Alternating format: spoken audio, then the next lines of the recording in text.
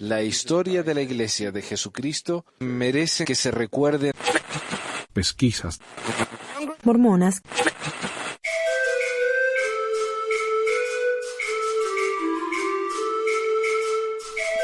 Muchas gracias por escucharnos en otro episodio de Pesquisas Mormonas. Les habla Manuel, su pesquisador habitual acá desde la laringe del mormonismo en Ogden, Utah. A ver, hoy tenemos más noticias.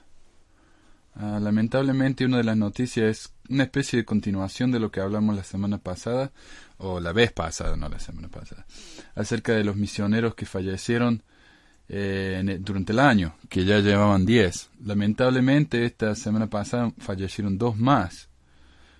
Y esto es del diario de aquí de Salt Lake City. Dice: un joven de 18 años de edad, misionero de la iglesia mormona, murió en el sur de California el jueves al ser atropellado por un vehículo mientras conducía su bicicleta. Es el segundo misionero de la iglesia que muere en 2 días.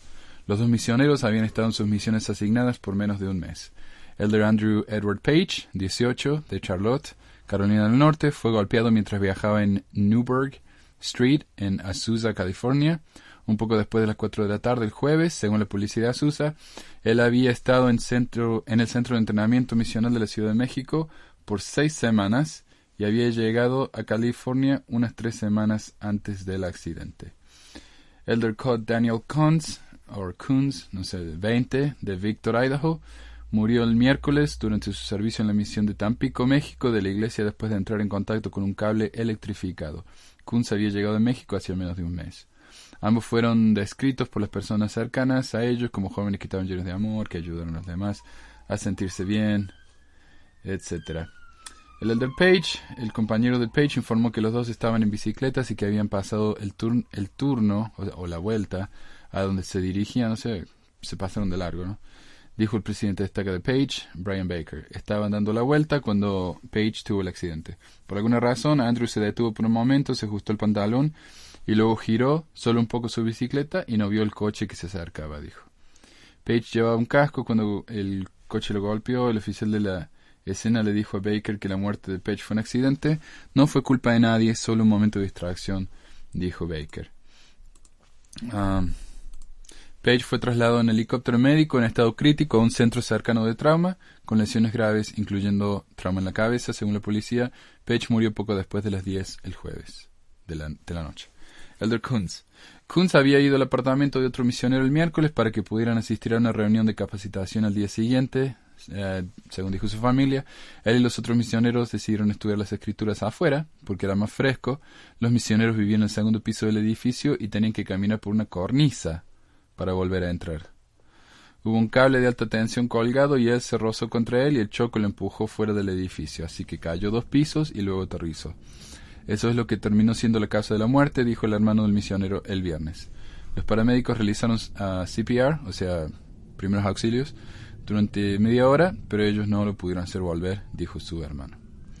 Y esto es tan lamentable, ¿no? Yo digo, si estos chicos están dando de su vida para servir a la iglesia, ¿saben cuántos niños deberían morir? Ninguno. Pero la iglesia dice, bueno, pero por lo menos los misioneros tienen... Hay menos muchachos que se mueren en la misión que fuera de la misión. Ninguno debería morir. Estas 2 muertes fueron tan innecesarias. Una porque estaba andando en bicicleta en California. ¿Saben el tráfico que hay en California? Es una jungla eso. ¿Cómo van a mandar a 2 misioneros en bicicleta a un lugar donde hay muchísimo tráfico? O el otro que murió porque tenían que caminar por una cornisa para entrar al apartamento. Qué terrible, por favor. Yo serví una misión en el sur de Chile, donde hacía un frío que pelaba en el invierno. Y vivíamos en una habitación, en una piecita, donde había pulgas, y yo era alérgico a las pulgas, y donde teníamos que bañarnos con agua fría porque no había agua caliente, en el invierno. Así teníamos que andar calentando agua en una palangana y lavándonos así. Pero en esa época vino Holland a Chile, porque Chile estaba empezando a hacer una crisis, ¿no? Que bautizaban tanta gente, pero nadie iba a la iglesia. Vino Holland y él se quedó en un hotel de 5 estrellas, en el hotel más fino de la ciudad. Y eso esa es tal vez la injusticia, que uno uno ve y que, qué sé yo, tal vez es injusto quejarse, pero es tan innecesario. Yo comí tan mal durante mi misión porque nos daban tan poco dinero que teníamos que depender de la gente, lo que nos diera. Y por supuesto todo el mundo nos daba lo más barato. Y yo tenía tan mal, tuve un dolor de estómago por 2 años, literalmente. Eso fue mi misión. Pulga, porque yo era alérgico a las pulgas, ronchas de las pulgas y dolor de estómago por 2 años. Muerto de frío. Así que no, fue tan innecesario, tan innecesario. Y acá están construyendo centros comerciales de miles de millones de dólares en Salt Lake. Pero bueno. La otra noticia, mujeres mormonas excluidas de la reunión del sacerdocio para hombres. Un grupo de feministas planea seguir intentando, aunque encuestas muestran que la mayoría de las mujeres de la iglesia no quieren la ordenación. Esto está en el Salt Lake Tribune, publicado el 5 de octubre, hace unas 2 semanas. Mientras 130 mujeres quedaron fuera del tabernáculo en la tarde del sábado, rechazadas en su intento de conseguir entradas para la sesión del sacerdocio para los hombres en el cercano centro de conferencias, decenas de niños y hombres fluían a última hora hacia el interior para recoger las entradas para la reunión. Se sentía, dijo Julia Murphy de Heidelberg, Alemania, que ellos son más importantes. Murphy viajó desde Europa para unirse a otras mujeres y un par de docenas de hombres en el movimiento Ordained Women, que se traduce Ordenen a las Mujeres, que está presionando para que la Iglesia de Jesucristo de los Santos de los Últimos Días, con sede en Utah, extienda el sacerdocio a las mujeres. Solo los hombres dignos, de 12 o más, son ordenados en la fe. Kate Kelly, uno de los fundadores de Ordained Women, dijo que el grupo apreció las observaciones de Dieter Uchtdorf, segundo consejero de la primera presidencia gobernante, al principio del día, la que extendió una cálida bienvenida a aquellos que habían dejado la iglesia o encontrado alguna de sus enseñanzas difíciles. Estamos agradecidos de que haya espacio para nosotros y esperábamos que hubiera lugar en la reunión del sacerdocio también, dijo Kelly. Una mormona activa y abogado un mormón activo y un abogado de derechos humanos en Washington, D.C. Como hemos demostrado, hay cientos de mujeres en la iglesia que apoyan la ordenación. Ruth Todd, portavoz de la iglesia, se reunió con las mujeres mientras se dirigían a la plaza del templo de la cercana ciudad de Creek Park y abrazó a algunas de ellas. Les dijo lo que ellas sabían, que el periodo de sesión de la mujer de la reunión de los sucesos de socorro fue la semana anterior y que la sesión del sábado por la noche era para los niños y los hombres solamente. Más tarde, Todd se abrió paso por la línea de las mujeres esperando para pedir boletos, conversó con varias de ellas, con varias docenas de hombres que también estaban esperando. En declaraciones a los periodistas, Todd señaló que millones de mujeres mormonas no comparten los puntos de vista de quienes quieren la ordenación. La mayoría de los miembros de la iglesia ven a esos esfuerzos como divisivos, dijo Todd. Aún así, estos son nuestros hermanas, y las queremos entre nosotros. Y espero que encuentren la paz y la alegría que todos buscamos en el Evangelio. Y esa es la noticia. Yo no entiendo muy bien cuál es la presión de ordenar a las mujeres, porque así lo veo yo, y tal vez estoy muy equivocado. Mi esposa no concuerda conmigo para nada, pero esto es lo que digo yo. Si estas mujeres piensan que la iglesia es verdadera, literalmente verdadera, 100% inspirada por Dios, y los profetas no quieren ordenar a las mujeres, entonces tendrían que aceptarlo, como hacen miles de mujeres en la iglesia, lo aceptan. Ahora, si estas mujeres sienten que la iglesia no es inspirada por Dios y que se puede cambiar por medio de votos, entonces ahí yo sí entiendo, pero entonces no es la iglesia verdadera, es otra iglesia. Y para tener una iglesia, para estar en una iglesia que no quiere ordenarlas y hacerlas sentir igual a los hombres, ¿para qué cambiarla? ¿Para qué cambiar algo que está tan roto? ¿Por qué no ir y hacer algo diferente? Entonces esa es mi opinión. Yo no entiendo bien cuál es la presión, ¿no? De querer cambiarlo. ¿Qué sé yo? Si yo estuviera en el lugar de ellos, diría, ¿saben qué? Si no me quieren acá, yo me voy a otro lado. Listo. Hay miles de iglesias afuera donde las mujeres tienen el sacerdocio, así que ¿por qué no? Pero no, ellas quieren cambiar la iglesia por alguna razón. Lo que respeto mucho es su opinión y yo no sé cómo se sentiría no sentirse así rechazado, pero es mi humilde opinión, la cual está por supuesto mal, porque mi esposa ya me dijo. Hoy vamos a hablar acerca de un tema que me parece a mí fascinante. Es el plagiarismo por el plagio, no plagiarismo. El plagio por parte de José Smith en el Libro de Mormón y otras revelaciones. Y decidí hablar de esto porque saben que yo leo muchos libros de la iglesia, libros de la iglesia, no de la iglesia, libros de historia, otros libros que tienen tal vez algo que ver con la iglesia, y siempre me seguí encontrando con este tema, que es todas las fuentes de donde José Smith podría haber sacado el material para el Libro de Mormón y sus otras revelaciones en Doctrina y Convenios. Y si él no las sacó de esos materiales, es curioso notar las tremendas coincidencias que hay entre esos materiales. Respecto al Libro de Mormón, el apóstol Orson Pratt dijo: este libro es el libro, debe ser falso o... Perdón, voy a empezar de nuevo. Este libro, el Libro de Mormón, debe ser verdadero o falso. Si es verdadero, es uno de los mensajes más importantes enviados por Dios. Si es falso, es una de las imposiciones más astutas, perversas, atrevidas y profundamente implantadas en el mundo, calculada para engañar y ser la ruina de millones. La naturaleza del mensaje del Libro de Mormón es tal que si es verdad, nadie puede estar salvo y rechazarlo. Si es falso, nadie puede ser salvado y recibirlo. Si después de un rígido examen se descubre que es una imposición, debe ser publicado al mundo como tal. Las pruebas y argumentos que hayan ayudado a detectar su falsedad deberán declararse en forma clara y lógica para que aquellas personas sinceras que desafortunadamente hayan sido engañadas puedan percibir la naturaleza del engaño y sean reclamadas, y que quienes continúen publicando el engaño puedan ser expuestas y silenciados, con argumentos fuertes y poderosos, con pruebas extraídas de las Escrituras y la razón. Este fue el argumento dado por Orson Pratt, que fue un defensor de la iglesia. Y él estaba muy de acuerdo con esto. Dijo: si alguien quiere debatirme a mí y demostrarme que el Libro de Mormón es falso, yo no tengo ningún problema. Yo les demuestro que el libro es verdadero. Desafortunadamente el hombre tenía una mecha corta. Y yo estoy leyendo ahora un libro de un señor llamado Origen Batchelor, en la que Batchelor dice que él intentó debatir a Orson Pratt, pero Orson Pratt terminó enojándose tanto que se fue en el medio del debate.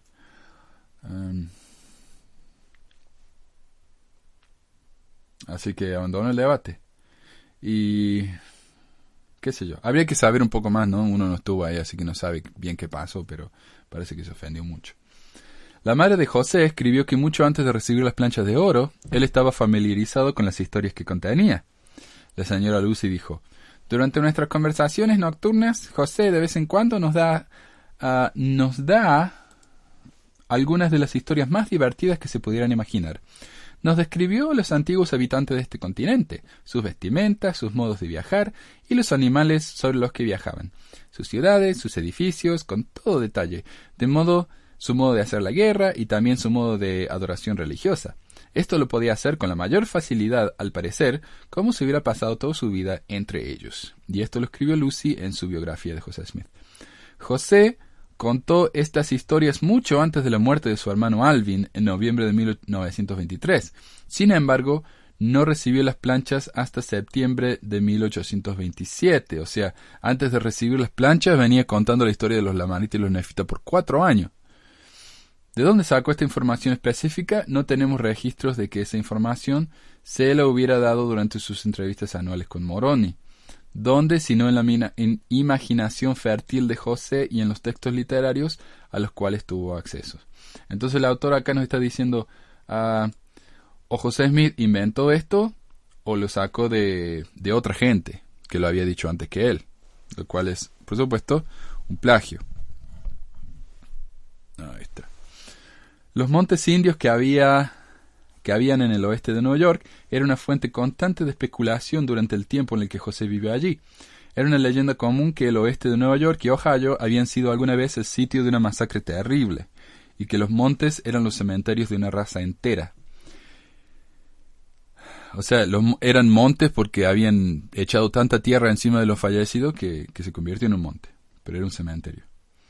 A ver, en 1821 un diario de Palmira publicó que los excavadores del canal de Erie habían desenterrado varias planchas de bronce junto con esqueletos y fragmentos de cerámicas. O sea, 6 años antes de que José recibiera sus planchas. Esto está en No Man Knows My History de Von Brody. Para ver todas las referencias que incluyo acá, no voy a mencionar todas las referencias, pero si quieren ver las referencias las voy a poner en el website, en pesquisasmormonas.com. Así no perdemos tanto tiempo, ¿no? Y es difícil a veces mencionar las referencias completas. Era una teoría popular de la época de José que los indios americanos eran descendientes de los hebreos. Los predicadores más distinguidos, William Penn, Roger Williams, Cotton Mather, Jonathan Edwards, habían patrocinado esta teoría. Un rabino judío, M. Noah, resumió los paralelos entre las costumbres hebreas y las costumbres indias en un diario en el pueblo de José el 11 de octubre de 1825, 12 años antes. Sin duda, José tenía acceso al Wayne Sentinel, donde se publicó esta historia, ya que el 11 de agosto de 1826 su padre formaba parte de la lista de suscriptores morosos, debiendo al diario $5.60. Ethan Smith fue un ministro de una iglesia congregacional en Pudley, Vermont, desde 1821 hasta 1826, cuando escribió View of the Hebrews. El libro fue publicado por primera vez en 1823. El libro de Mormón fue publicado 6 años más tarde, en 1829. Curiosamente, Oliver Cowdery escriba y más tarde uno de los testigos del libro de Mormón vivió en Pudley, en el mismo pueblo que Ethan Smith, por 22 años hasta 1825. La madrastra de Cowdery y 3 de sus hermanas eran miembros de la congregación de Ethan Smith. No existe evidencia directa que pruebe o refute que José Smith había leído View of the Hebrews, pero otro libro, The Wonders of Nature and Providence Displayed, estaba en la biblioteca local de Manchester, a 5 millas de la casa de José Smith, que en realidad no es nada, ¿no? En caballo debe ser una media hora. Y los registros existentes indican que fue sacado prestado durante los años 1826 y 1828. Este libro incluye una larga selección de libros de Ethan Smith. Una larga selección del libro o sea que copia párrafos del libro de Ethan Smith e intenta establecer un origen hebreo para los nativos americanos. La teoría de Ethan Smith de los indios del monte es la misma que formó la esencia del libro de Mormón. Israel trajo a este nuevo continente un alto grado de civilización. La mayor parte de ellos trabajaron mucho para mantener esta civilización, pero otra parte cayó en la caza y en la consecuencia el estado salvaje, cuyas hordas bárbaras invadieron a sus hermanos más civilizados y finalmente aniquilaron a la mayoría de ellos, y todo en estas regiones del norte. Esto está en el libro de Ethan Smith, en la página 184. Ethan Smith también escribió acerca de una leyenda, la cual se decía que fue contada por un jefe indio que tenía un libro que desde hacía mucho tiempo habían conservado, pero habiendo perdido su habilidad de leer, se concluyó que no sería de más utilidad para ellos, y lo enterraron junto a un jefe indio. O sea, tenemos libros que son registros de los antiguos habitantes de esta región enterrados. Entonces, coincidencia. Tal vez esto fue de donde José Smith tuvo esa idea de encontrar las planchas de oro.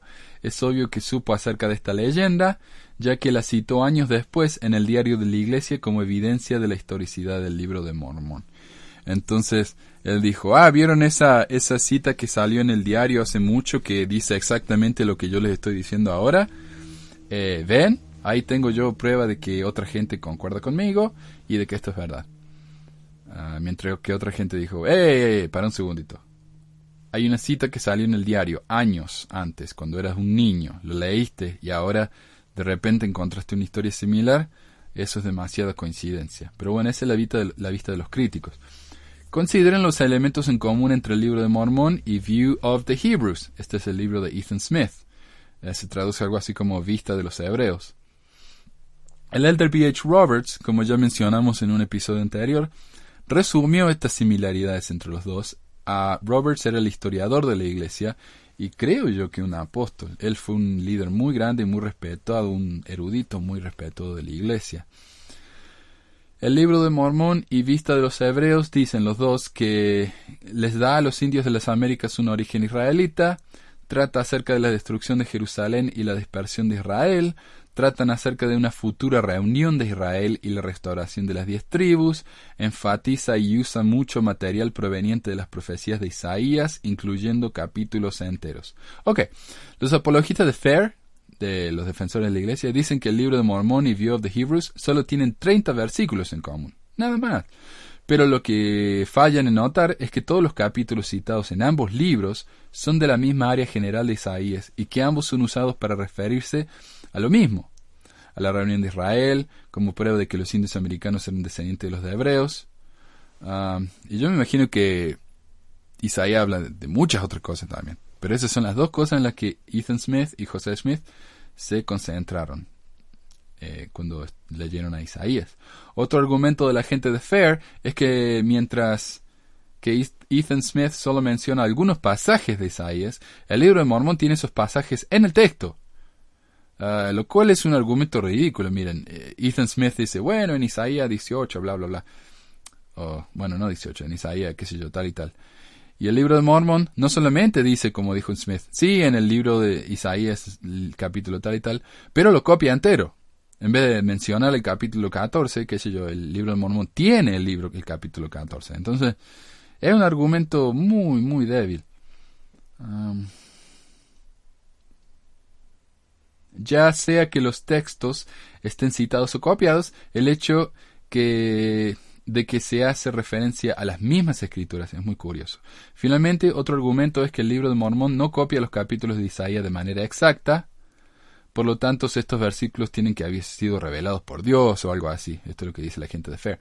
Es cierto que de los 488 versículos de Isaías citados en el libro de Mormón, solo 201 han sido copiados palabra por palabra, mientras que 207 han sido alterados un poco. 58 son parafraseados. O sea, José Smith, el libro de Mormón se refiere a esos versículos, pero como de pasada, no los copia exactamente.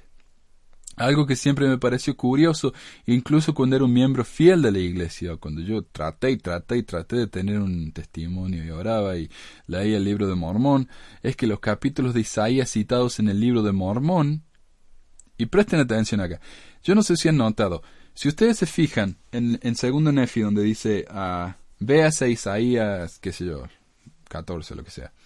Si ustedes se fijan en el libro de Mormón y se fijan en la Biblia, los dos capítulos empiezan en el mismo versículo. Ahora, ¿cómo puede haber sido esto? Porque la gente de la época del libro de Mormón no tenían nuestra Biblia. Ellos no sabían dónde empezaba el capítulo 14 o 13 o 12. Ellos no sabían. Tenían un montón de texto que era como un libro, que era un capítulo entero.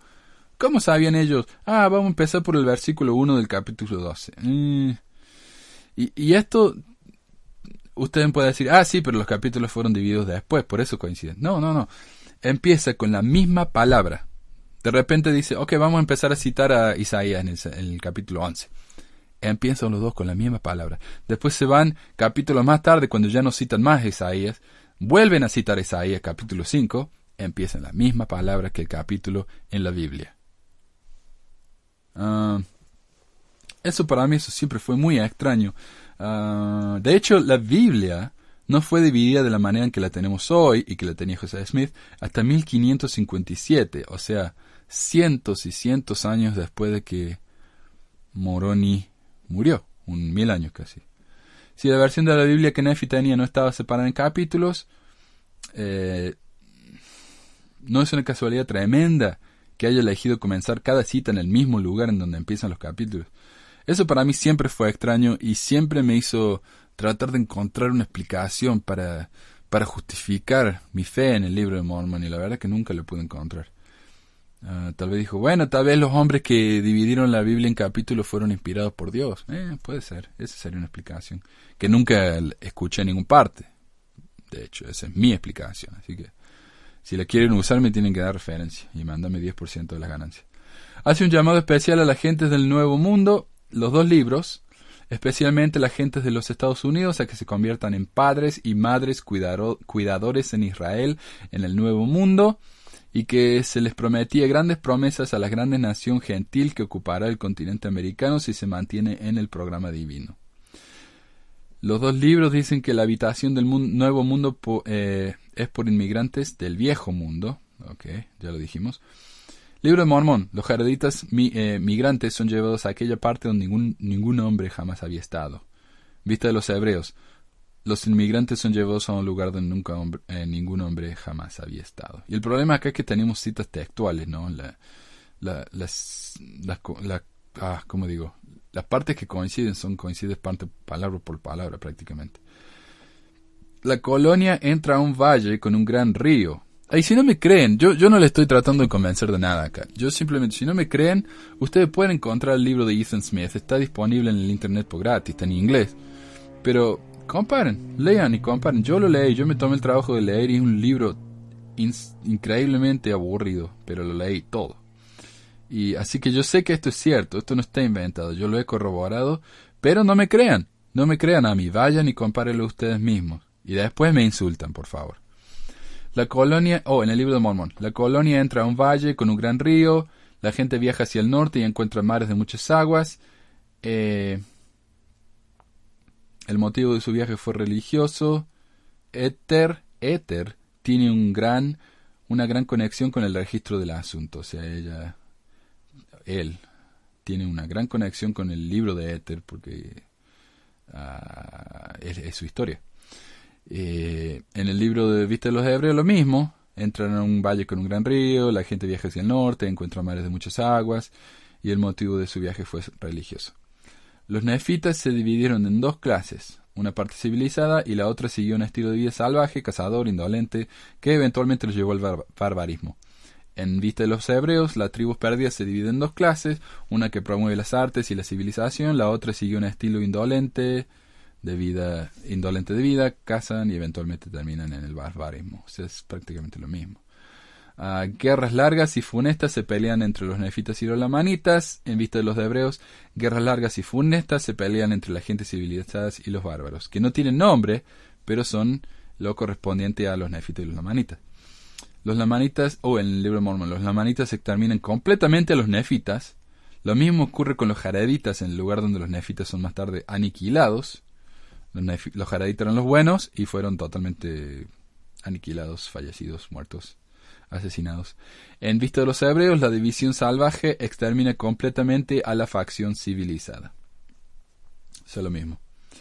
La gente, en los dos, gente civilizada desarrolló una cultura de artes mecánicas, de lengua escrita, de conocimientos de uso del hierro y otros metales, y de la navegación. ¿Qué son las artes mecánicas? Y piensen en el carro nomás. El carro es un material, es un aparato mecánico. Tenemos partes movibles, las ruedas, ¿no? Tenemos la parte que se engancha con el caballo. O sea, es una máquina muy avanzada para un pueblo de la edad de bronce. Hay unidad de raza, se asume que la raza hebrea y no otra fueron los habitantes de la antigua América. Ahora no, ahora dicen, no, pero los hebreos fueron parte nomás. Ahora hay muchos que estaban acá ya cuando vinieron la gente de Nefi. Esto no lo dice el libro de Mormón y esto no lo dice José Smith. Ellos dijeron, la gente del libro de Mormón fueron los antepasados de los indios. A ver. Se asume que la gente del libro de Mormón ocupaba la extensión de los continentes americanos. Todo el continente americano. Todos los indios que estaban acá cuando vino Colón eran descendientes de los lamanitas, según el libro de Mormón. Y José Smith. Y Smith, en Vista de los Hebreos, dice, con la excepción de los esquimales. Esquimales. En el extremo norte, la raza de los hebreos ocupaba la extensión de los continentes americanos. O sea, otra vez, lo mismo. El lenguaje, los dos dicen que el lenguaje original de la gente era hebreo. José Smith usó un instrumento para traducir el libro de Mormón llamado Urim y Tumim, el cual describió como dos piedras y una pechera. Vista de los Hebreos describe un instrumento entre los descubrimientos en el monte, compuesto de una pechera con dos botones de hueso blanco, imitando las piedras preciosas del Urim. Los dos admiten la existencia de idolatría y sacrificios humanos.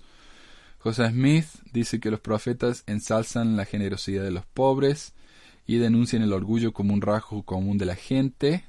Ustedes todos son una manga de orgullosos. arrepiéntanse. O sea, ese tipo de cosas, ¿no? La poligamia es denunciada en ciertas condiciones como en las prácticas de David y Salomón. En vista de los hebreos, la generosidad a los pobres es ensalzada y se denuncia el orgullo como un rasgo común de los indios americanos. La poligamia es denunciada. En el libro de Mormón, sagrados registros perdidos serán restaurados a los lamanitas junto con el regreso de los últimos días del Dios del que perdieron el favor. O sea, Dios ya no los quiere, pero eventualmente los va a querer de nuevo porque van a ser buenos. En la vista de los hebreos, las tradiciones indias de un libro de Dios perdido y de la promesa de la restauración de los indios con un regreso del favor perdido con el gran espíritu mencionado en el libro. O sea, más o menos lo mismo. O sea, hay que entender, ¿no? José Smith le dio nombre a sus indios. Ethan Smith no. Él simplemente dijo, ven los Sioux. Esos son los lamanitas. Son los que se perdieron. Son los que quedaron. Pero José Smith le da nombre a los Sioux, lamanitas. Mapuche, lamanitas. Azteca, lamanitas. Entonces son todos lamanitas, ¿no? Esa es la diferencia. Pero, a pesar de que no le dan nombre, Ethan Smith, él se refiere a todos los indios igual. Todos los indios que conocemos hoy en día son los que cayeron y de la gloria de Dios, bla, bla, bla. En el libro de Mormón, los registros sagrados fueron escondidos o enterrados por Moroni, un personaje que corresponde a la tradición indígena, en el Cerro Cumora. En vista de los hebreos, el libro sagrado mencionado por Ethan Smith fue enterrado por algunos sacerdotes sagrados, quienes mantuvieron la tradición. El libro de Mormón cuenta de extensas fortificaciones militares que fueron erectas a lo largo de grandes áreas con torres de observación militares aquí y allá, desde donde se podían observar las regiones. Lo mismo en vista de los hebreos, nada más que estas regiones tienen nombre específico: Ohio y Mississippi. El libro de Mormón tiene el reporte de grandes torres sagradas de oración.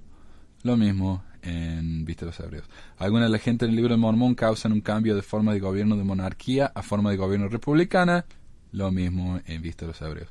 Los poderes civiles eclesiásticos están unidos en la misma persona en las repúblicas del libro de Mormón. Lo mismo en el libro de Ethan Smith. Ley, el primero de los profetas nefitas, enseñó la existencia de una necesaria oposición en todas las cosas, rectitud opuesta a la maldad, lo bueno a lo malo, la vida a la muerte, y lo mismo en el libro de Ethan Smith, a pesar de que este es una comparación medio ridícula. O sea, existen los dos, pero también existen en casi todas las películas de superhéroes, en todas las historias donde hay alguien malo y alguien bueno. O sea, no sé, para mí es una comparación débil, pero al lado de todas las comparaciones que ya hemos hecho, no es gran cosa, porque las otras comparaciones son muy, muy, muy cercanas y muy específicas. Muy específicas. Si yo escribo un libro hablando de que hay un tipo bueno y un tipo malo y los dos tratan de conquistar un país, y alguien más escribe un libro acerca de un tipo bueno y un tipo malo que tratan de conquistar un país, podemos decir que las historias son más o menos similares. Pero ese es un punto muy general. Tal vez las historias son completamente distintas, como los dos tratan de ganar el país, la personalidad de los dos personajes. Pero cuando en las dos historias los personajes actúan de manera igual, tienen la misma personalidad, el país que conquistan es el mismo, hacen el mismo tipo de rituales, qué sé yo, lo que sea, ¿no? Esos ya son detalles muy específicos y es difícil de pensar que eso es coincidencia, y por eso decimos que un plagio. Si hoy en día José Smith hubiera escrito el libro de Mormón y estaba el Ethan Smith con su libro, tal vez le hubieran hecho juicio. Ese libro está demasiado parecido, y es lo que le pareció a Dan Brown cuando escribió el Código Da Vinci, ¿no? Que otros tipos que habían escrito otro libro dijeron, ese libro es demasiado parecido al nuestro, hay demasiadas similaridades. ¿Similitudes? No sé. Pero bueno, me entienden lo que les digo, ¿no? Y así sigue, no hay mucho más comparaciones.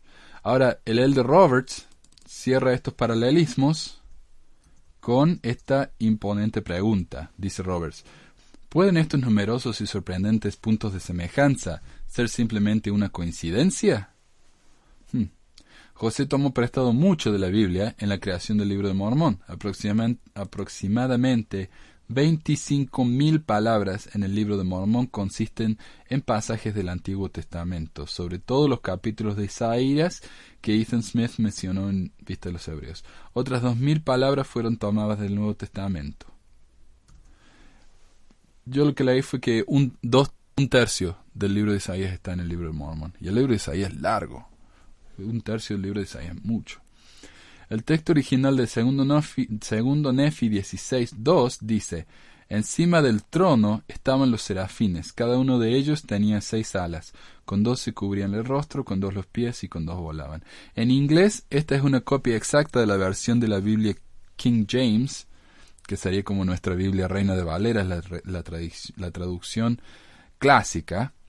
Es una copia exacta de lo que estaba en esa Biblia, específicamente en Isaías 6:2.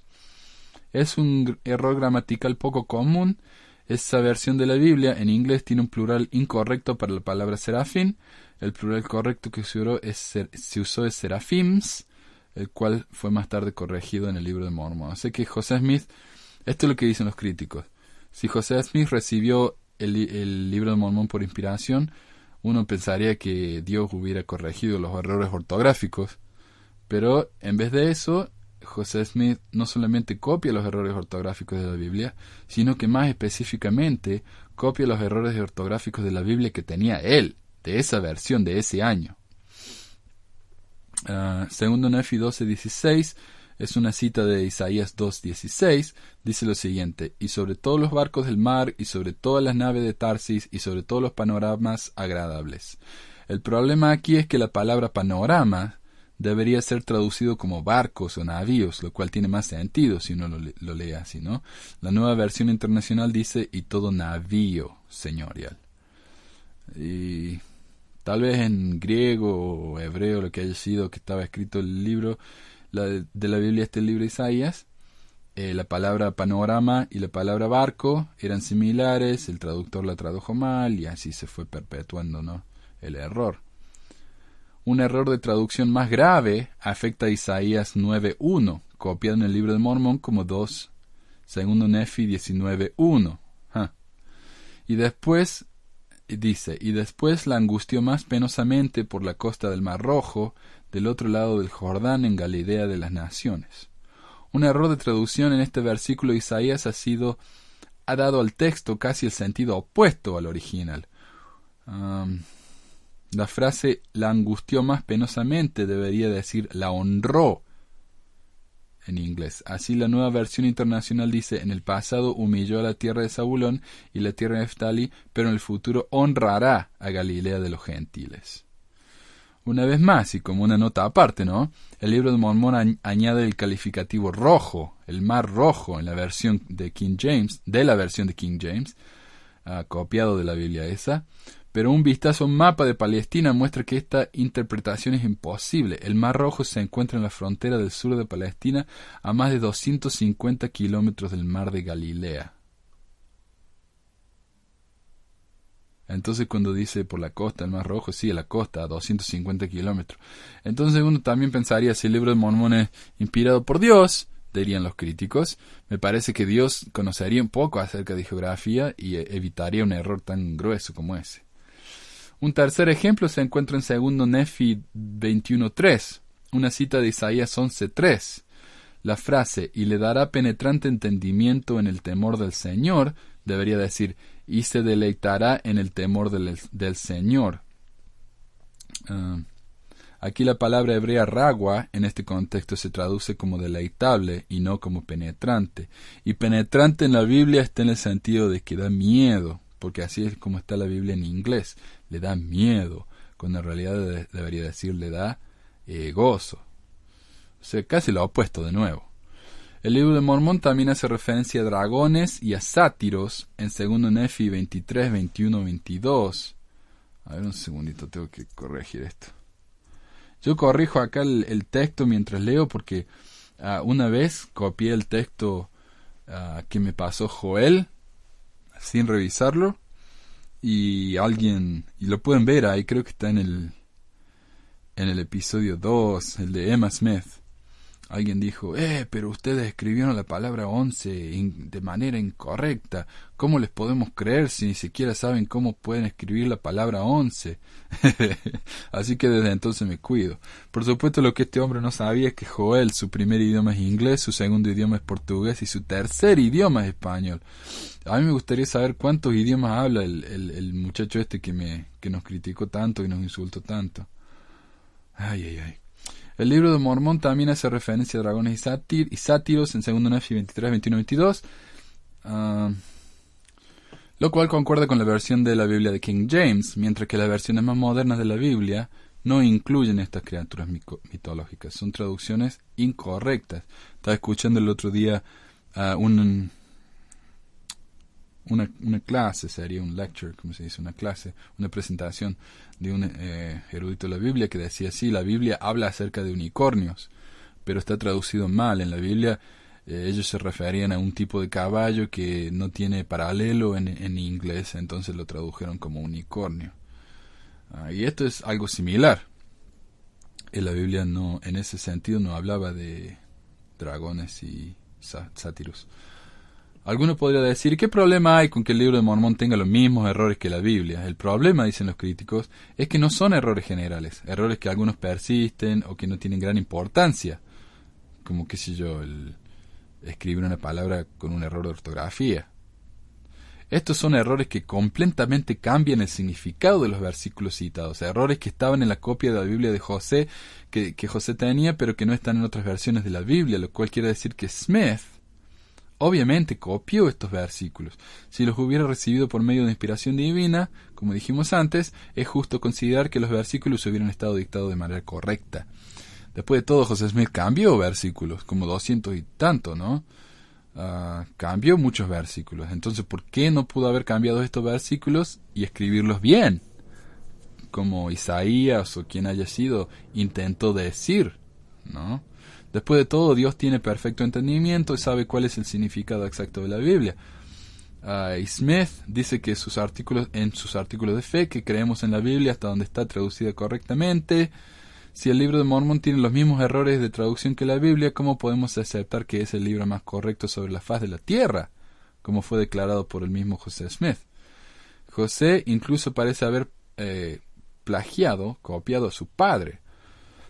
Durante muchos años su madre añoró los detalles de algunos de los sueños de su marido, y algunos de ellos se incorporaron en su gran parte en el libro de Mormón, como la visión de Lehi, padre de Nefi. Ok, esto está en el libro de la mamá de José Smith, que vamos a citar ahora, y es el sueño del papá de José, que él tuvo cuando José era un niño. Ok, a ver. El segundo Nefi... No está. Primer Nefi, en la visión de Lehi, dice: me pareció ver en mi sueño un desierto oscuro y lúgubre. En el libro de Lucy dice: me pareció que estaba viajando en un campo desolado, el cual parecía muy desierto. Lehi dice: y sucedió que vi un árbol cuyo fruto era deseable para hacer a uno feliz, percibí que era de lo más dulce, superior a todo cuanto yo había probado antes. Mi alma se llenó de un gozo inmenso, por lo que deseé que participara también de él mi familia. El papá de Smith, así citado por su mamá, dice: vi un árbol como yo nunca había visto antes, me pareció delicioso más allá de toda descripción. Mientras comía me dije en mi corazón: yo no puedo comer esto solo, tengo que llevárselo a mi esposa e hijos. Lo mismo. Lehi dice: y percibí una barra de hierro que se extendía por la orilla del río y conducía al árbol donde yo estaba. El Papa Smith dijo: vi una hermosa corriente de agua que iba de este a oeste, pude ver una cuerda a lo largo de la orilla de la misma. Y ahí uno puede escuchar a los apologistas: pero no dice barra de hierro, dice cuerda. Ok. Lehi dice: un edificio grande y estaba lleno de personas, tanto ancianas como jóvenes, hombres así como mujeres, y la ropa que vestían era excesivamente fina, y se hallaban en actitud de estar burlándose y señalando con el dedo a los que habían llegado hasta el fruto y estaban comiendo de él. Papa Smith dijo: vi un edificio espacioso lleno de gente que estaban vestidos muy finamente, cuando estas personas que nos observaron en el valle bajo del árbol nos señalaron con dedo de desprecio. ¿Qué dicen los defensores de la iglesia, los apologistas? Ok. Hugh Nibley, muy famoso profesor de BYU, apologista de la iglesia, escribió mucho y todavía es muy respetado. Él ataca la identificación de paralelismos como un enfoque inválido para determinar la autenticidad del Libro de Mormón. Él dice: hay paralelos externos para todos los eventos en el Antiguo y Nuevo Testamento, pero eso no prueba nada. En los últimos años, los estudios literarios han demostrado que paralelismos no son la excepción, sino la regla en el mundo de los estudios de la escritura creativa. A ver. Y es bien conocido que los grandes inventos y descubrimientos científicos tienen una manera de aparecer más o menos al mismo tiempo en lugares separados. Un erudito de nombre Carl Joel ha reunido recientemente una gran cantidad de material sobre el tema. Y aunque no tenemos que aceptar su conclusión de que el mismo tipo de cosas que está sucediendo en un lugar en un momento dado está sucediendo en todo el mundo en ese momento, siendo sus vastos volúmenes presentan una gran cantidad de similitudes innegables. El hecho de que dos teorías o libros contengan paralelismos, sin importar cuán sorprendentes, suponen una fuente común, pero ciertamente no prueban en sí mismo que el uno se deriva del otro. Sabemos que gracias a Brody, que había un gran y amplio interés en el problema indígena en los días de José. Y también sabemos que la gente de esa época tenía una costumbre de relacionar todo con la Biblia, en cuyo caso es difícil ver cómo se podría haber evitado la conexión entre los indios y los hebreos. Entonces él dice, ven, todo el mundo hacía esto, todo el mundo relacionaba todo en la vida con la Biblia. Entonces, por supuesto que la gente iba a ver a los indios y decían, la Biblia. Uno iba a ver inventos tecnológicos, la Biblia. Uno veía, lugares nuevos en los Estados Unidos, geografía, descubrían lugares nuevos, la Biblia. Entonces, por supuesto que la gente conectaba a los indios con la Biblia. Todo el mundo conectaba todo con la Biblia. Ok. Una de las insinuaciones favoritas de Brody es que José Smith era un charlatán, porque utilizó constantemente el lenguaje de la Biblia King James, incluyendo pasajes enteros de las escrituras antiguas en revelaciones modernas. Eso es el equivalente de acusar a un autor de robar palabras del diccionario. Jesús y los discípulos hablaron constantemente el lenguaje de los profetas, no en el original, pero en el lenguaje religioso de su tiempo y lugar. De la misma manera, los mismos profetas citan de los salmos y de la ley. Ahora, el lenguaje religioso del oeste era el lenguaje de la Biblia King James, que fue y sigue siendo el estándar del inglés formal para las grandes ocasiones. No. Sería muy extraño que alguien hablara como hablan en la Biblia. Y este hombre, Hugh Nibley, vivió hace 50, 60 años, o sea que no, la gente no hablaba así. Sería muy extraño. Si José Smith hubiera vivido, a ver, déjeme arreglar esto, en Alemania, no habría usado la versión de King James en absoluto, hubiera hablado el alemán de Lutero, pero eso no le resultaría en un engaño y un plagiarismo. Un plagio, perdón. En un engaño y un plagio. Por supuesto que Brody sabe esto, pero ella insinúa en repetidas ocasiones que el uso del lenguaje bíblico por José implica fraude. Es una explicación justa, pero es un poco rebuscada. Y esto es lo que pasa generalmente con los apologistas. Las explicaciones son un tanto difíciles de tragar.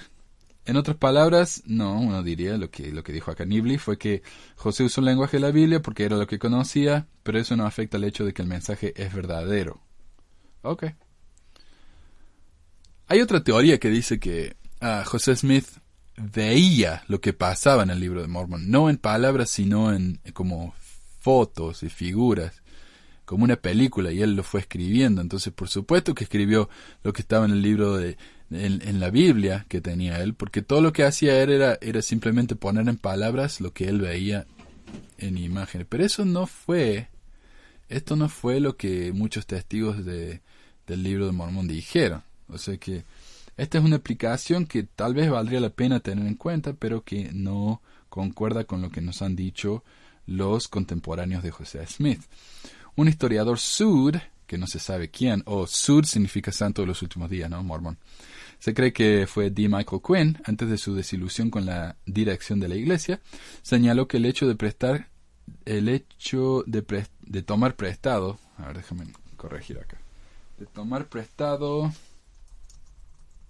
de las antiguas escrituras ocurrió muchas veces en el Nuevo Testamento, y que la historia de la visión de su marido por parte de Lucy Mack Smith en realidad pudo haber sido influenciada por la publicación del Libro de Mormón y no al revés. O sea, uno lo que tiene que entender es que primero fue publicado el Libro de Mormón y años después fue publicado la biografía de Lucy. Entonces tal vez lo que pasó fue que Lucy leyó el Libro de Mormón tantas veces que el sueño de su marido empezó a convertirse en algo similar al sueño de Ley. Entonces no es que José Smith le copió a Lucy o a su papá, sino que Lucy le copió al Libro de Mormón. Y fue no a propósito, no, sino que fue como influenciada subconscientemente. Lo cual para mí, honestamente, es una explicación mucho más fuerte y mucho mejor. Me gusta mucho esta. Si quieren leer el texto completo de esta explicación, está en el website. Y tiene razón también de que, por supuesto, el Nuevo Testamento cita mucho del Antiguo Testamento. Entonces, ¿por qué el Libro de Mormón no puede citar del Antiguo Testamento también? Uno no dice que el Nuevo Testamento es falso, por lo menos. No en general. No. A ver. José no tenía necesidad de justificar el uso de documentos antiguos en su traducción de la Biblia. O sí, José Smith tradujo la Biblia, o por lo menos parte. Simplemente modificó la versión de King James sobre la base de revelación. O sea, él no tuvo los documentos originales de la Biblia como pasó con el Libro de Mormón, que él tenía las planchas originales. No, él simplemente agarró la Biblia que tenía y empezó a cambiar cosas, porque le venían como revelación. ¿No? Eso es lo que dijo. Esto concluyó la modernización de muchas oraciones y realizó cambios ocasionales en la doctrina. Incluso insertó en el libro de Génesis una profecía propia. José, hijo de Jacob, dice: Así me dice Jehová, el Dios de mis padres, del fruto de tus lomos levantaré a un vidente escogido, y será altamente estimado entre los del fruto de tus lomos, y su nombre será José, y será igual que el nombre de su padre. Y esta es una escritura que nosotros conocemos bien, porque está en la Perla de Gran Precio, creo, pero no concuerda con lo que está en la Biblia. Pero bueno, esta fue la traducción de José Smith. Él lo recibió como revelación de que él iba a ser el profeta, y que Abraham lo profetizó. Está bien, ¿eh?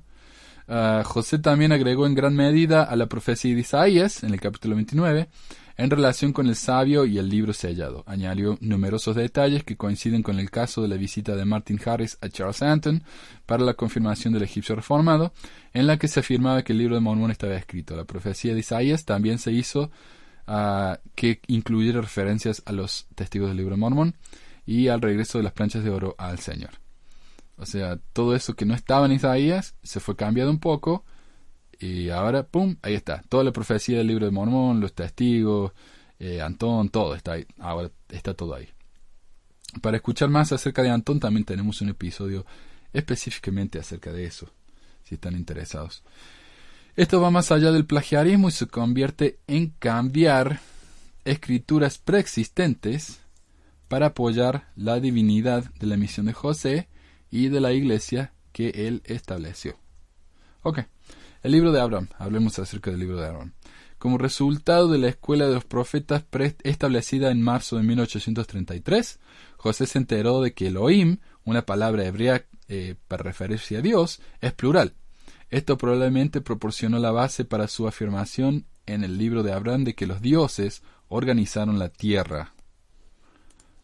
José también poseía una copia de Filosofía de un estado futuro de Thomas Dick, una disertación sobre la astronomía y la metafísica. Uno puede ver muchas de las ideas de Dick tejidas en el libro de Abraham. Por ejemplo, la tesis de la materia es eterna, indestructible, las matemáticas de los cielos, los innumerables estrellas y enormes distancias. Abraham relata que hay una estrella, Kolob, cerca del trono de Dios, y que una revolución de Kolob lleva 1000 años. Las estrellas están habitadas por espíritus que difieren entre sí en la calidad de la inteligencia, como las estrellas difieren en magnitud. Estos conceptos aparentemente venían directamente de Thomas Dick, quien especuló que las estrellas están pobladas por varios órdenes de inteligencias y que estas inteligencias eran seres progresistas, o sea, en progresión, en progreso, en distintas etapas de la evolución hacia la perfección. Dick también especuló que los sistemas del universo giran alrededor de un centro común, el trono de Dios. O sea, todos los planetas, todas las galaxias, todo gira alrededor de Dios. Ok, esto está en Filosofía de un Estado Futuro, bla, bla, bla. Ok. El libro de Abraham también discute el origen de los afroamericanos, una importante cuestión política y moral en el momento en que el libro fue publicado. En su juventud, José había leído en su libro de geografía de la tradición común de que todas las razas de los hombres son descendientes de los 3 hijos de Noé, Cam, Sem y Jafet. La copia que era propiedad de José Smith se encuentra actualmente en la biblioteca de la Iglesia Reorganizada. Me perdí. En Independence, Missouri. Noé maldijo a Cam, afirmando que Canaán, hijo de Cam, debía ser un siervo de siervos a sus hermanos. Esta historia, que los predicadores sureños en la época de Smith utilizaron para justificar la esclavitud, al parecer, fue ampliada por José en el libro de Abraham. Afirmó que el faraón, primer gobernante de Egipto, era el hijo de Egipto.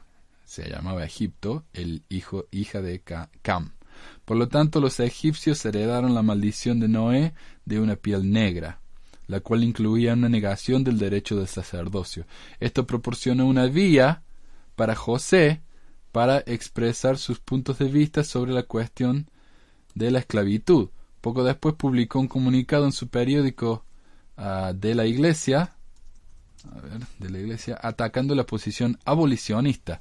Ok, los abolicionistas eran los que querían que los negros fueran liberados, los esclavos, no los negros, que los esclavos fueran liberados. Y no era una posición muy popular, especialmente en el sur, donde la gente, como acabamos de decir, usaba la Biblia para justificar que los esclavos eran esclavos por una cuestión natural del mundo y por orden de Dios, etc. Y José Smith estaba de acuerdo con eso, concordaba con eso. Y él escribió en Historia de la Iglesia, ahí en el volumen 2, que tengo la tremenda suerte de tener aquí, pero yo creo que se puede conseguir esto online también. Páginas 436, 438, si lo encuentran, para que vean que no estoy inventando nada.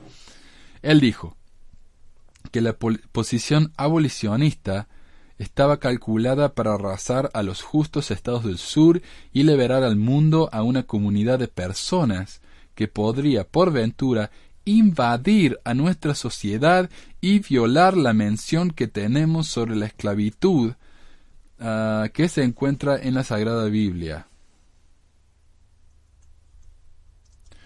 Y hasta ahora esta predicción permanece como un monumento duradero del decreto de Jehová a la vergüenza y la confusión de todos los que han gritado contra el sur, porque ellos mantienen a los hijos de Cam en la servidumbre. Yo puedo decir, la maldición aún no ha sido retirada de los hijos de Canaán, y no lo será hasta que se vea afectada por un poder tan grande como el que provocó que se originara. Ok, yo quiero que estamos acostumbrados como miembros de la iglesia. Tal vez si alguien que no es miembro de la iglesia me está escuchando ahora, va a estar con la boca abierta y no va a poder creer que alguien que consideramos un profeta dijo una cosa tan racista, ¿no? Pero nosotros como miembros de la iglesia estamos acostumbrados a escuchar esto porque o nos lo han dicho desde que éramos chicos, nuestros padres lo enseñaron, o lo hemos escuchado por tantos años que se nos ha grabado en la cabeza y no nos paramos por un momento a reflexionar y decir, un minutito, ¿realmente podemos pensar que esto es cierto? O sea, imagínense que Cam realmente fue un hombre horrible, o lo que haya hecho, que me parece que lo único que hizo fue ver la desnudez de su padre cuando su padre estaba borracho. O sea, no me parece un crimen tan horripilante, ¿no? Uno ha escuchado de crímenes peores en la historia del mundo que ver a su papá borracho y reírse. Pero imagínense que este fue un pecado mortal, horrible, terrible, que se va directo al infierno. Ok. Cam. Cam lo hizo. Y se lo maldice por eso. Y la gente dice que Noé vivió, ¿qué? 6.000 años, 5.000 años, no sé. 6.000 años después de lo que hizo Cam, sus descendientes todavía están sufriendo el castigo por lo que hizo su descendiente de hacía 5.000 años, su antepasado, perdón. ¿En serio? O sea, paren a pensar por un minuto. ¿Realmente tiene sentido eso? ¿Les parece justo? Después de todo, uno de los artículos de fe de José Smith dice: los padres no pagarán por los pecados los hijos no pagarán por los pecados de su padre. Entonces, ¿por qué 5.000 años después, 6.000 años después de que alguien cometió una barbaridad como esta, por qué los hijos que no tienen nada que ver siguen pagando el crimen? Me parece un tanto duro para un Dios misericordioso y justo. ¿No le parece? A mí me parece terrible. O sea, espero que mi papá nunca haga algo así, ¿no? Porque si no, sonamos yo y todas mis generaciones por venir hasta que se acabe el mundo. Pero bueno, tengo mucho más. Acá tengo como 6, 7 páginas más. Así que vamos a terminar por ahora. Y voy a continuar la próxima. Y voy a agregar un poquito más para que tengamos un episodio de más o menos 1 hora como el de hoy. Pero bueno, gracias por escucharnos. Espero que no haya ofendido a demasiada gente por ahí. Y nos estamos escuchando pronto. Muchísimas gracias. Adiós. Gracias por acompañarnos en otro episodio de Pesquisas Mormonas. Si tienen algún comentario, sugerencia o pregunta, pueden contactarnos por medio del sitio web pesquisasmormonas.com o por email a info@pesquisasmormonas.com. También pueden unirse a nuestro grupo de Facebook y suscribirse al programa en iTunes. También se puede bajar el programa por medio de nuestra página web y si les gustaría ayudarnos, siempre necesitamos materiales de investigación, traducción y nunca nos quejamos, por supuesto, por cualquier donación monetaria. El dinero que recibimos nos ayuda a pagar por el sitio web, por el hosting y por los equipos de sonido. De nuevo, muchas gracias y nos estamos reuniendo pronto.